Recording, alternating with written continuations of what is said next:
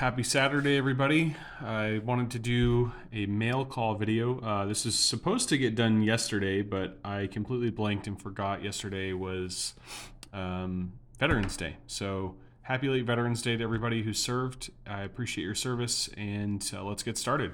So first off, I don't normally shout people out, buyers or sellers that I'm buying from, but this guy did something really cool, and I just wanted to give him some recognition. So if you guys would like to visit Taz Dude on eBay, he has a great shop, gets things out to you very quickly, and he has great products for sale. So this is what I received from him. I've been starting to get barber halves to try and pick them up when I can. And I got 4 nice ones from him. They're not in like fine or XF condition, but not too many chinks on the rims or anything like that. And they came in really fast. I got a really good deal on them. For those of you who don't know a lot about the Morgan halves, the barber halves, they are pretty pricey even in this shape. So I was able to pick up 4 of them. Like I said, really good price on them. Way better than I could find locally, which is why I've been going on eBay for them. So I'm very happy with these. This is my first Denver minted barber. It's a 1906. It's got nice details to it. These are in circulated condition. It's next to impossible if you have any kind of a budget to find barber halves in uncirculated condition. So let's see here. This is about what you get unless you wanted to pay upwards to a couple $100 a coin. 1906. That one's a Philly. This one's a 1906 New Orleans. Okay. And then we've got a San Francisco mint. That one is a 1906 as well.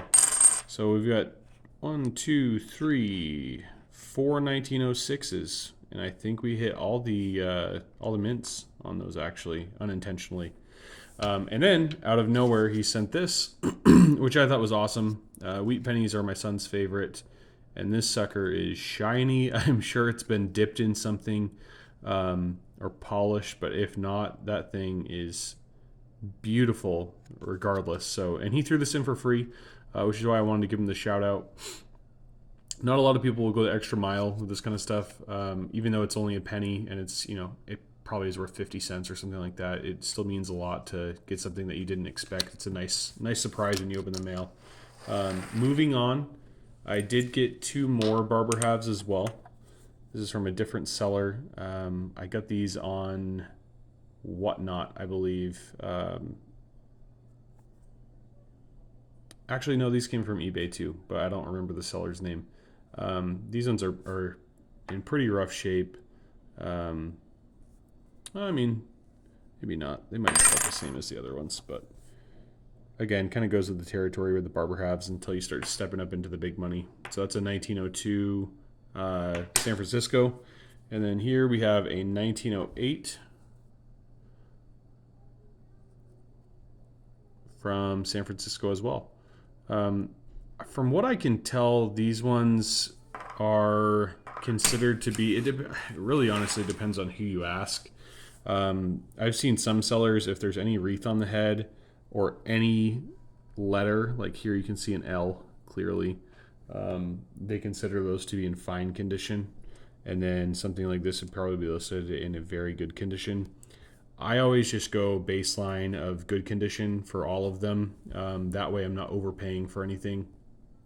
So like on this one, my 1907, that one's clearly in better shape than any of these are. This one they had listed at the shop I got it from in fine condition.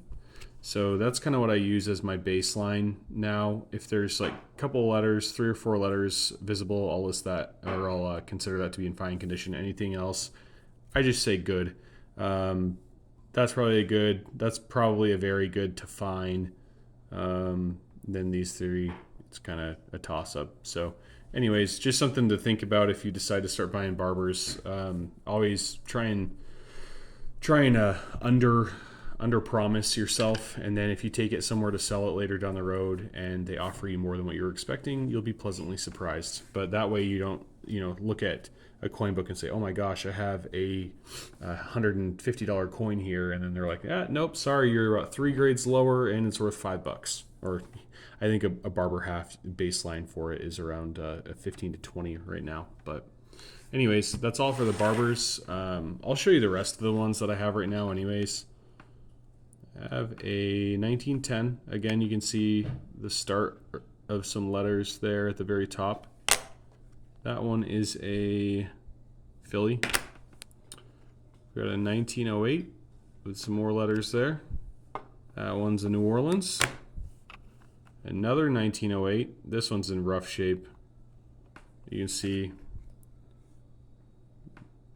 almost no details available. It's just kind of a silhouette. I think that looks kind of cool though. But the back is just absolutely trashed. 1899.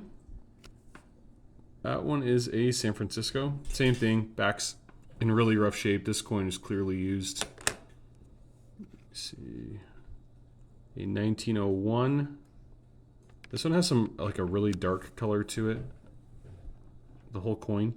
Again, rough shape, but I think I paid $4 for that, which is, it's still a steal for how bad a shape that's in. And then we have a 1905.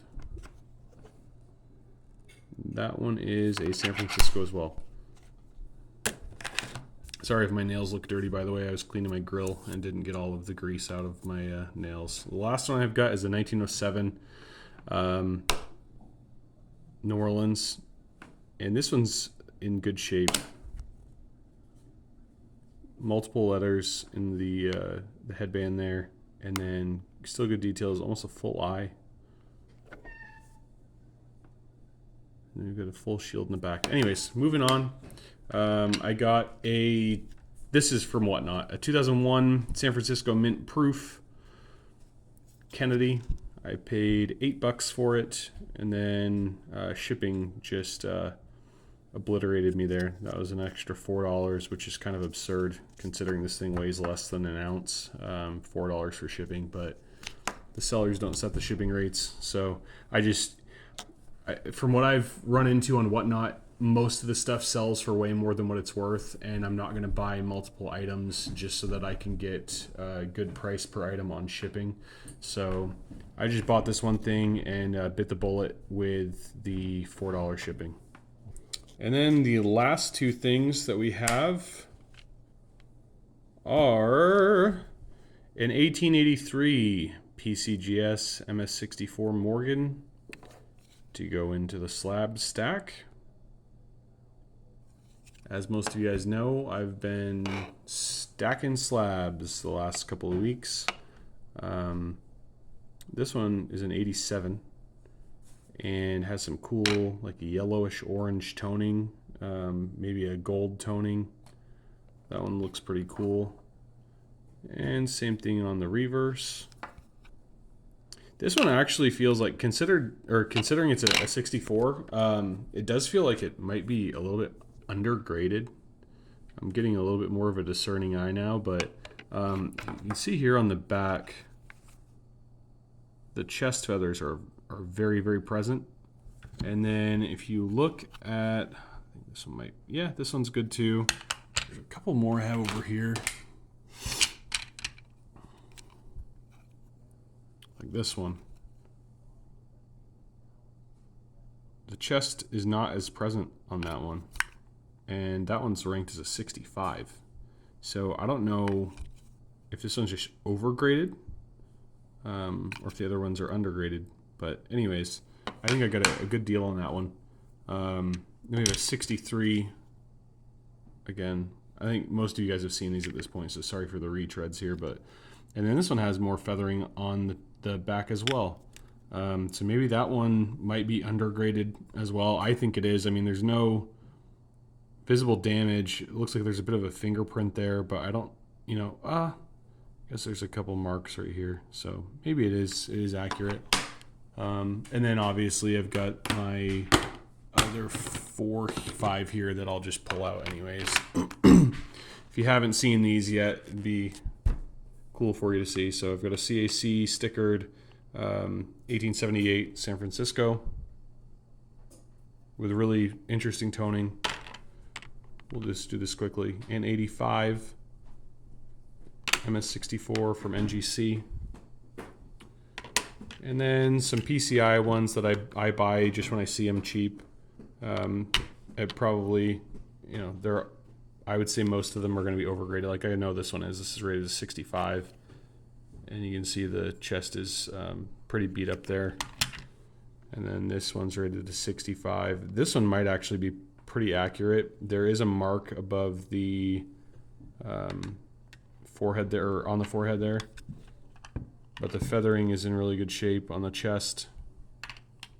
And the rest of the coin's in really good shape. And then lastly, in 1886. And this one's in good shape too. This one might be more like a 64 or a 63. PCI, for anybody who doesn't know, they don't exist anymore. And the general consensus from everyone I talked to is that they were overgrading coins. And they ended up, I think, not going bankrupt, but they sold to a company called Dominion Grading, and then they went under. So these are kind of seen as like a black eye with graded coins. But the old saying, buy the coin, not the holder. So I do look at these pretty closely, and all of these, for instance, I have been able to pick up for between $30 to $40. I know for a fact that all 3 of them are probably worth more than that. So if I can get them for the same price that I can buy a raw Morgan at a local coin shop, I'm going to go ahead and just do it. Call me stupid if you want to, but I think it's still a good strategy. I could pop those out of the holders and just sell them raw for more because of the toning on those two. Some people go nuts for that. And then on this one, I know I could get that one regraded with one of the different companies, and I'd at least get a 63 on it, which would push the price up into like the $75 to $80 range. So I'm getting a little bit better at being able to tell and compare grades between companies, and then just using my eyes too to see what the markers are that they use for, like, say a 63 versus a 65 or a 64.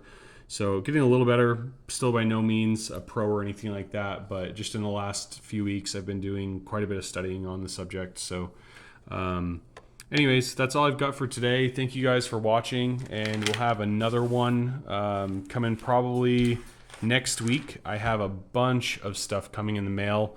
I think you guys are going to really like to see it. So I will do some shorts as well in the meantime, just to fill some gaps in. But until next time, see you guys later and have a good weekend.